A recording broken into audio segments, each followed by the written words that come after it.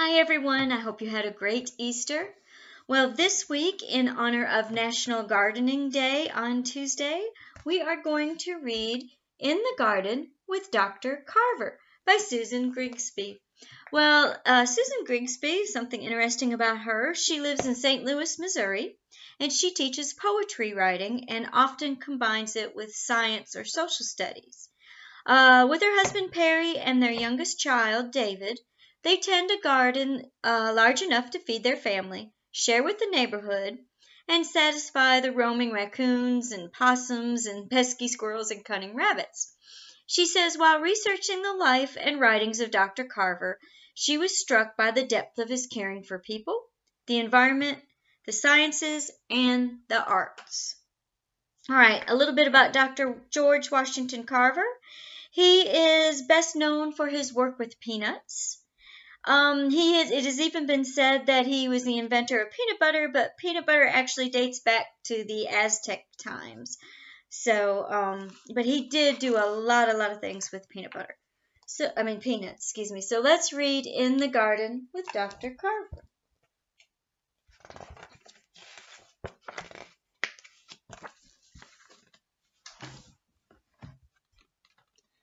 I'll never forget the Sunday that we stepped out of church and saw an old mule waiting beside a funny-looking wagon. The man with the wagon was George Washington Carver, the famous plant scientist from the big school in Tuskegee. Dr. Carver called the wagon his movable school, and it was piled high with plants, tools, and seeds. The adults all gathered around, eager for advice. They had heard about the 20-pound cabbages and the onions as big as a child's head that Dr. Carver had grown on land just like ours. He said that plants get from the soil the foods that they need to make them grow. But cotton, like a hungry monster, had gobbled up the good foods in Alabama's soil. Dr. Carver was showing folks how to make our poor soil healthy again.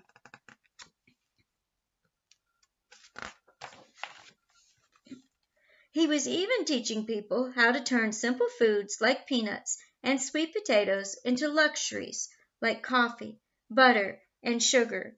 Hundreds of new products poured out of his laboratory, all made from plants that we could grow. But for me, the best part of Dr. Carver's visit was that he agreed to stay through Monday to help us with the garden at our school. "Who here would like to learn to be a plant doctor?" Dr. Carver asked. I waved my hand the hardest, so he asked me to observe the first case. "So, Dr. Sally," he said, "why do you think that this rose bush is looking so weak, when her cousins by the fence are covered in beautiful red roses?"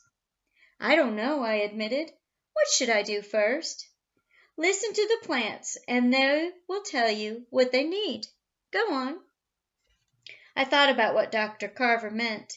Maybe it was like listening to the wind and watching the sky to tell the weather. I looked over at the healthy roses, basking in the bright sunshine. Then I examined my patient. Just one single rose grew on her entire bush, as she sat all alone in the shade beside the shed. "I've got it!" I cried out. "My patient needs to be moved to where she'll get more sunlight."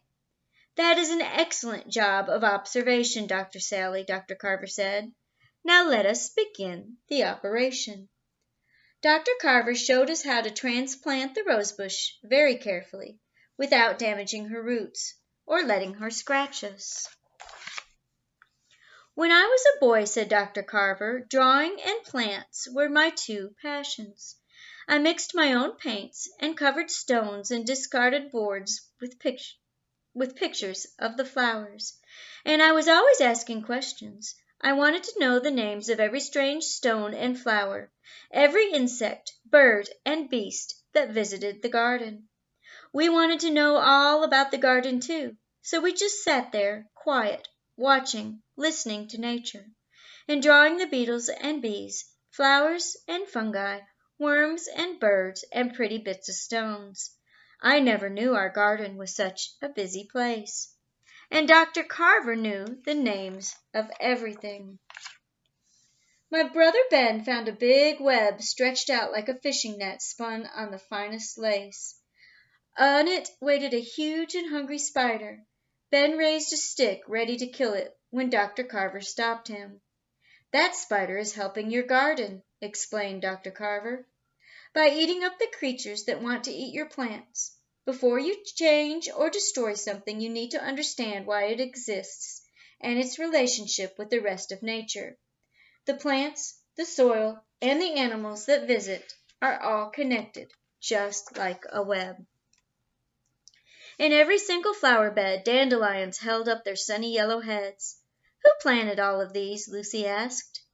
"That would be Old Man Wind," chuckled Dr. Carver. He showed us how the fluff of a dandelion puffball was really a family of hundreds of seeds.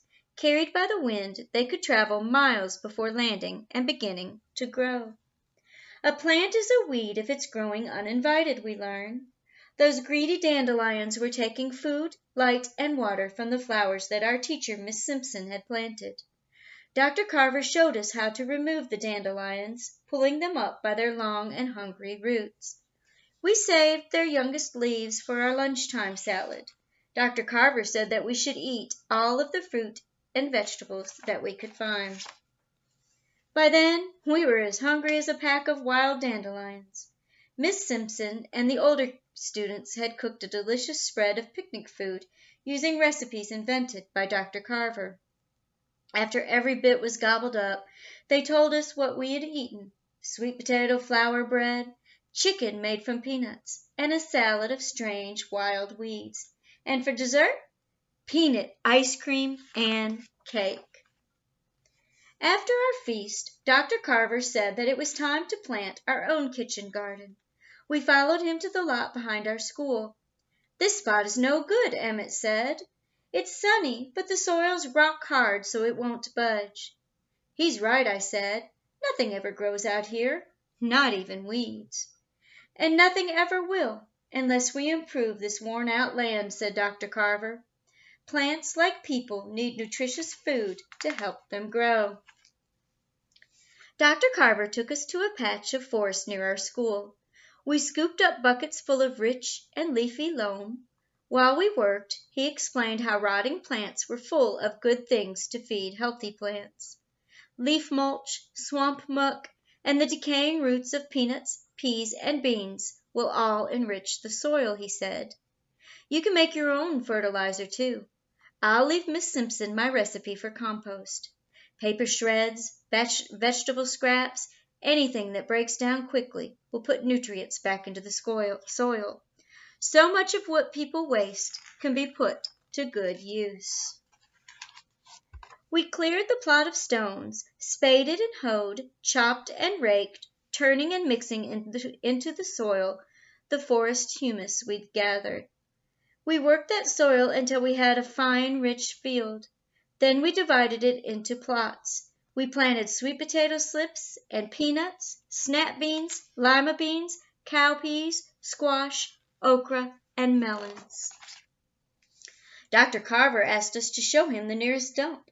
We found wood scraps to use for our plant markers, and a raggedy-headed mop to make a tall scarecrow. When Clarence grumbled about picking through the dump, Dr. Carver told us how he'd made test tubes, lamps, and all sorts of tools for his laboratory from the reused treasures of just such a dump. The word treasure set Clarence's eyes on fire, and he kept picking until he found a fine costume for our shaggy-headed scarecrow.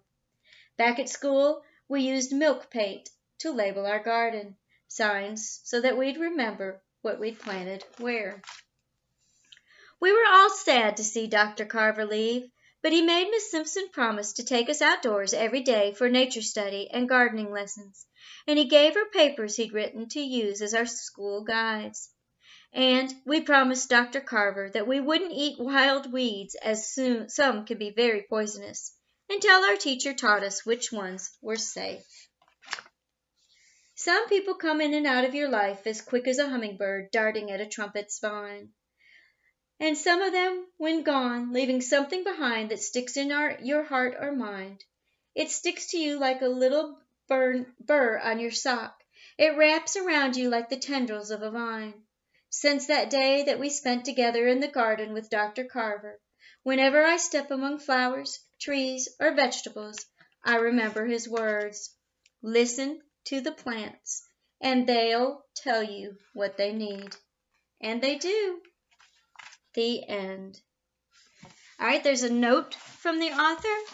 It says this story is historical fiction. It is based on the history of Dr. George Washington Carver and his writings. Dr. Carver was born into slavery on a Missouri farm about a year before slavery was abolished. He spent his early years seeking out schools and learning all they offered. He taught botany at Iowa State College while earning a master's degree in agricultural science. In 1896, Booker T. Washington asked Dr. Carver to be the head of the Department of Agriculture at Tuskegee Institute in Alabama. Dr. Carver worked there until his death in 1943. Dr. Carver dedicated his life to helping people to improve their lives by working with what nature provided. In addition to teaching the students at Tuskegee, he wanted to help the farmers across the South. He wrote many bulletins to teach people how to take care of the earth, how to farm, and how to make the things they needed.